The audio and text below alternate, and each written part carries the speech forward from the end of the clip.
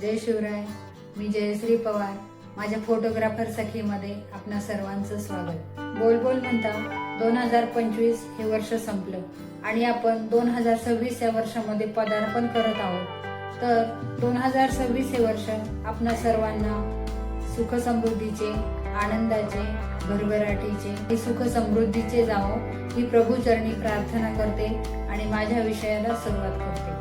पण माझा फोटोग्राफर सखी हा चॅनल अजूनही तुम्ही सबस्क्राईब केला नसेल तर माझ्या चॅनलला सबस्क्राईब करा, लाईक शेअर करा आणि तुमचे जे मत आहे ते माझ्यापर्यंत पोहोचण्यासाठी कमेंट मात्र नक्की पाठवा. तर आज आपण पाहणार आहोत 12ची गोष्ट किंवा किमया 12ची.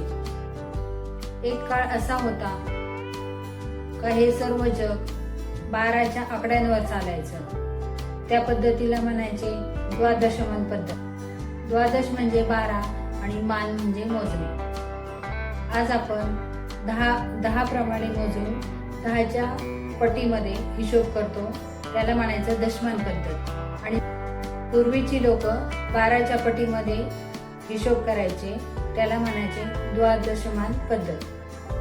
तेव्हा 12 हा आकडा सर्वात शुभ मानला जायचा.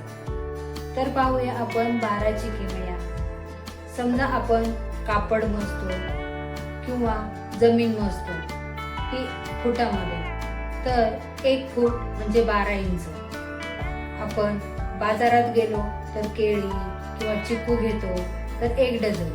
1 डझन म्हणजे 12. आपण प्रत्येकाच्या घरामध्ये घड्याळ पाहतो, त्या घड्याळाला काटे किती असतात तर 12. दिवसाचे तास किती 12, रात्रीचे तास किती 12. म्हणजे आपली ही वेळ ही द्वादशमान पद्धतीने चालते. आपण म्हणतो दुपार झाली म्हणजे दुपारची मध्याह्न म्हणजे भर दुपार म्हणजे दुपारचे 12 आणि रात्री मध्यरात्र म्हणजे रात्रीचे 12. वर्षाचे महिने 12 आणि नवग्रहांच्या राशी सुद्धा 12च. जेव्हा आपण एक तप पूर्ण करतो म्हणजे ते असतं 12 वर्षाचं. एखाद्याच्या हातून जर एखादी वस्तू फुटली किंवा तुटली तर आपण काय म्हणतो, झालं तिचे वाजले 12. पूर्वी मुलींचे विवाहही 12व्या वर्षीच करायचे. मुलगी बाळंतीण झाली तर तिची 12वी पूजायची.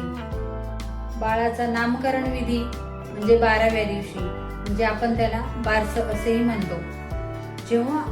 जेव्हा कोणी एखादा माणूस मयत होतो तेव्हा त्याचे सुतक आपण 12 दिवसाचे धरतो.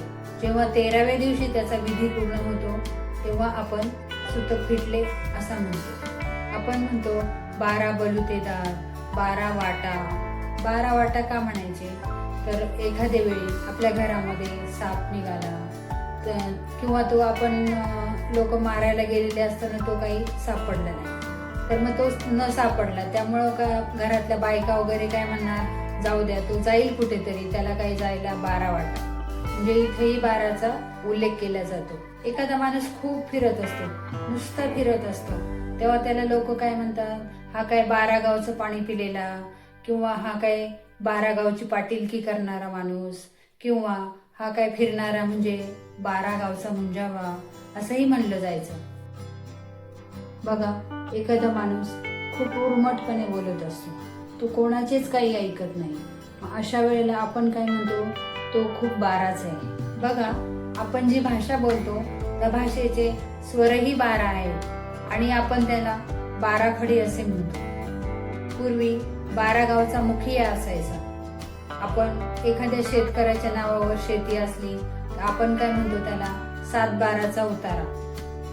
आपल्याकडे इंजिनियर, डॉक्टर किंवा इतर कोणतेही कोर्स असो, त्या कोर्ससाठी आपल्याला उत्तीर्ण पाहिजेत 12वी. तसेच एखादा पळून गेला तर आपण काय म्हणतो, तो झाला पो 12 किंवा पुन्हा येणं म्हणजे याला म्हणायचं 2-12. पूर्वी अशा बऱ्याच म्हणी लोक म्हणायचे.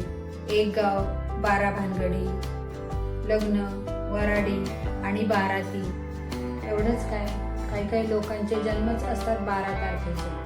पहा ना, आपले माननीय शरदचंद्रजी पवार यांचा जन्म 12/12 आणि त्यांच्या गावाचं नावही बारामती.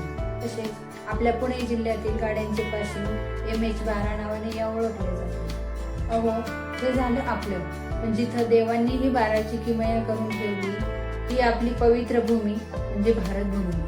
भगवान शिव आपल्याला दर्शन देतात 12 ज्योतिर्लिंगांच्या रूपाने. भगवान श्रीकृष्णांचा जन्म रात्री 12 वाजता, तर भगवान श्रीरामांचा जन्म दुपारी 12 वाजता. मित्रमैत्रिणींनो, आपण आता 12ची द्वादशमान पद्धत पाहिली, पण थोडीशी गंमत म्हणून सांगते, क्षमा करा. एखादा व्यक्ती असेल किंवा तो खूप रागीट वगैरे असतो, त्याच्या चेहऱ्यावरती कधीच हसू नसतं. त्यावेळेला आपण काय म्हणतो, त्याला सगळ्या सुविधा आहेत, सगळं सुख आहे, तरी त्याच्या चेहऱ्यावरती नेहमीच वाजलेले असतात 12. पण कोणाला दोष देऊन उपयोग नाही, कारण हा महिनाही आहे 12वा. तर मित्रमैत्रिणींनो, येणाऱ्या नवीन वर्षामध्ये सदैव आनंदी राहा, स्वतःही हसा, दुसऱ्यांनाही हसवण्याचा प्रयत्न करा आणि माझा व्हिडिओ कसा वाटला हे कमेंटद्वारे नक्की कळवा. धन्यवाद.